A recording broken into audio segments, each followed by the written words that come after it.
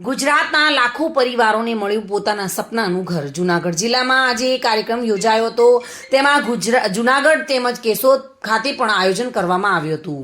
વિકસિત ભારત વિકસિત ગુજરાતની નેમને સાકાર કરતા વડાપ્રધાન શ્રી નરેન્દ્રભાઈ મોદી આજે 1,31,454 આવાસોનું લોકાર્પણ અને ખાતમુહૂર્ત કર્યું હતું।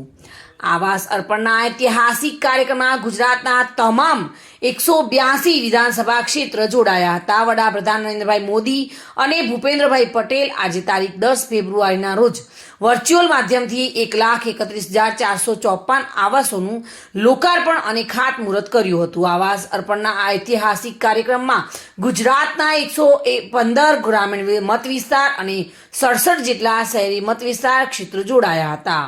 એટલે કે તમામે તમામ 182 વિધાનસભા ક્ષેત્રોમાં આ કાર્યક્રમમાં લોકો આજે સહભાગી બન્યા હતા। પ્રધાનમંત્રી આવાસ યોજના હેઠળ ગુજરાતને અત્યાર સુધીમાં કેન્દ્ર સરકાર દ્વારા કુલ 14 એવોર્ડ્સ એનાયત કરવામાં આવ્યા છે। ત્યારે વડાપ્રધાન નરેન્દ્ર મોદી અને મુખ્યમંત્રી ભૂપેન્દ્રભાઈ પટેલ દ્વારા સમગ્ર ગુજરાતમાં આજે આવાસ યોજનાઓનું લોકાર્પણ કરવામાં આવી રહ્યું છે।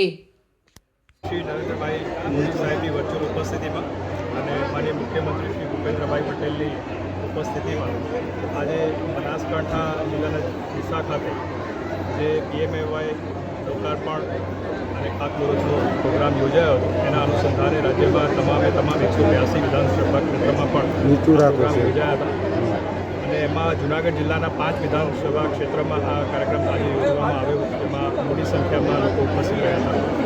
આજે અમે કેશોદ ખાતે આ કાર્યક્રમમાં ઉપસ્થિત રહ્યા હતા, જેમાં સ્થાનિક ધારાસભ્ય શ્રી દેવાભાઈ માલમ પણ પદાધિકારીઓ પણ મોટી સંખ્યામાં આજે હાજર રહ્યા હતા।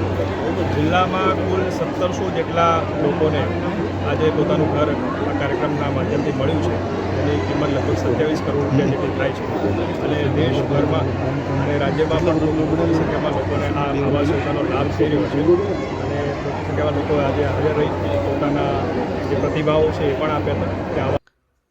રાવલિયા મધુ સાથે bureau report, today Gujarati news.